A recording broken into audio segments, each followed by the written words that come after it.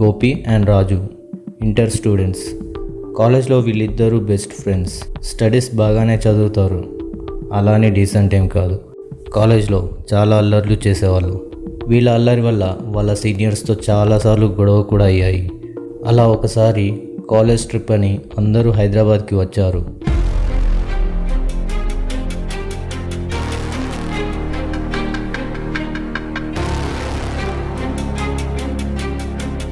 Gopi and రాజు మాత్రం ఈ trip ఎలాగైనా ఫుల్గా ఎంజాయ్ చేద్దామని కాలేజ్లో ఎవరు విజిట్ చేయనన్ని ప్లేసెస్కి వీళ్ళు కవర్ చేద్దామని ఫిక్స్ అయ్యారు.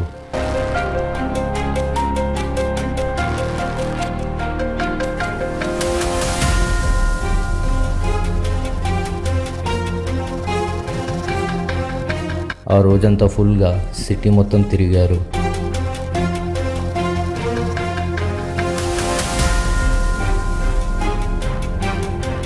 నైట్ అవ్వడంతో హోటల్కి వెళ్ళిపోయారు.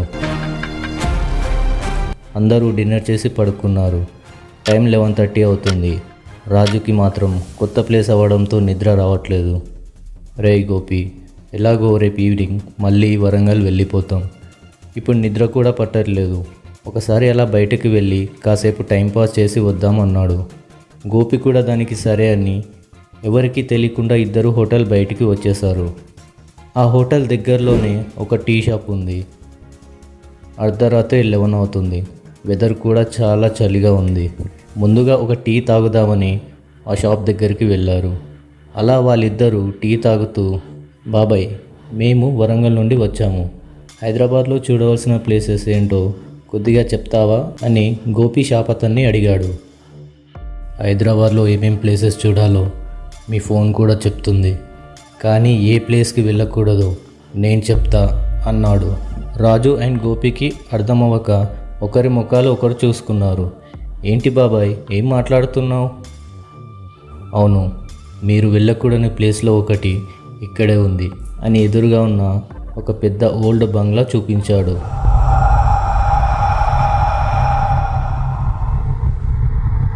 అది మామూలు బిల్డింగ్ కాదు, హైదరాబాద్లో మోస్ట్ డేంజరస్ బిల్డింగ్. నిజానికి ఆ బిల్డింగ్ ఒకప్పుడు సైన్స్ కాలేజ్. ఎంతోమంది చదువుకునేవారు. ఆ కాలేజ్లో చనిపోయిన శవాలతో రీసెర్చ్ చేసేవారు. అంతేకాదు, ఆ కాలేజ్ మూసివేసే ముందు కొన్ని శవాలని అక్కడే వదిలేశారు. ఆ కాలేజ్ మూసివేసిన కొత్తలో ఇక్కడ ఏవేవో వింత సౌండ్స్ వచ్చేవి, వింత సంఘటనలు జరిగేవి. కానీ అది ఇప్పుడు ఒక హాంటెడ్ ప్లేస్గా మారింది అని షాప్ అతను కాస్త భయపడుతూ చెప్పాడు. గోపి వెంటనే ఫోన్ తీసి ఆ ప్లేస్ గురించి సెర్చ్ చేశాడు.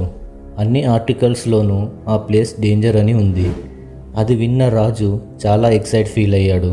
డేలో ఎన్ని ప్లేసెస్ తిరిగినా నైట్ టైం ఇలాంటి ఒక్క ప్లేస్కి వెళ్తే చాలు, ఆ థ్రిల్ వేరేలా ఉంటుంది అని ఫీల్ అయ్యాడు. బట్ గోపి లోనికి వెళ్ళటానికి ఒప్పుకోలేదు. రాజు చాలాసేపు కన్విన్స్ చేసి గోపిని ఒప్పించాడు. ఫైనల్గా ఇద్దరు ఆ కాలేజ్లోకి వెళ్దామని ఫిక్స్ అయ్యి కాలేజ్ వైపు వెళ్తున్నారు. వెన్నెల వెలుగులో ఆ బిల్డింగ్ చూస్తుంటే ఒకవైపు థ్రిల్లింగ్గా, మరోవైపు భయంగా ఉంది. అలా మెల్లిగా లోనికి వెళ్తూ, గోపి, నీ ఫోన్లో కెమెరా ఆన్ చేయి. ఇక్కడ మనం ఎంజాయ్ చేసే థ్రిల్ రేపు మన కాలేజ్ మొత్తం చూడాలి అన్నాడు. మెల్లిగా ఇద్దరు లోపలికి వెళ్ళారు. దుమ్ము ధూళితో పెద్ద హాల్ కనపడింది. లోపలికి వెళ్ళగానే శవాలు కుళ్ళిపోయినట్టు స్మెల్ వస్తుంది. చుట్టూ చూశారు కానీ అక్కడ ఏమీ లేదు. అప్పుడే స్లోగా అడుగుల సౌండ్ వినపడింది. ఇద్దరిలో చిన్నగా భయం స్టార్ట్ అయింది. అలా ఫస్ట్ ఫ్లోర్కి మెల్లిగా వచ్చారు. ఫస్ట్ ఫ్లోర్లో చాలా వరకు ఖాళీగా ఉన్న క్లాస్ రూమ్స్ కనిపించాయి. అలానే కాస్త ముందుకు వెళ్ళారు. అక్కడ ఉన్న ఒక రూమ్లోంచి మళ్ళీ ఆ బ్యాడ్ స్మెల్ రావడం గమనించారు. మెల్లిగా భయపడుతూనే ఆ రూమ్లోకి వెళ్ళారు. చూస్తే అది ఒకప్పటి ల్యాబ్లా ఉంది. ఆ రూమ్లో ఒక విండో ఉంది. ఆ విండో వైపు చూసిన రాజు ఒక్కసారిగా షాక్ అయ్యాడు. ఎవరో అమ్మాయి విండోలోంచి దూకడానికి ట్రై చేస్తుంది. వెంటనే రాజు వెళ్ళి తను పడిపోకుండా తన చేయి పట్టుకున్నాడు. అలా పట్టుకున్న రాజుకి అది చెయ్యిలా అనిపించలేదు. ఏదో జిగురుగా విచిత్రంగా అనిపించింది. అలా వాళ్ళు చూస్తుండగానే ఆ అమ్మాయి వల్లంతా నల్లటి జుట్టు రావటం స్టార్ట్ అయింది. అలా బాడీ మొత్తం నల్లటి జుట్టుతో తనని చూసిన రాజు కళ్ళు తిరిగి అదే విండోలోంచి కింద పడిపోయాడు. ఇదంతా చూసిన గోపి షాక్లో ఉన్నాడు. కిందకు వెళ్ళి రాజు ఎలా ఉన్నాడో చూద్దామంటే ఆ దయ్యం ఇంకా అక్కడే ఉంది. అలా భయపడుతూనే 2 అడుగులు వెనక్కి వేసి తను వెనక్కి తిరిగాడు. అంతే, గోపి ఒక్కసారిగా గుండె ఆగినంత పనైంది. అప్పటికే అందులో ఉన్న దయ్యాలన్నీ తనని చుట్టుముట్టాయి. ఇక్కడే ఉంటే ఇవి ఎలాగైనా చంపేస్తాయి అని ధైర్యం చేసుకుని వాటిని దాటి పరిగెత్తుతూ బయటకు వచ్చాడు. గేట్ దగ్గర ఎవరో గార్డ్ ఉండటం చూసి హెల్ప్ కోసం తన దగ్గరికి వెళ్ళాడు.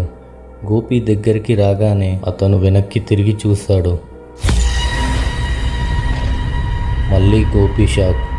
ఈసారి నిజంగానే చచ్చిపోతానేమో అనుకొని గట్టిగా అరుస్తూ హోటల్ వైపు పరిగెత్తుతూ కింద పడిపోయాడు.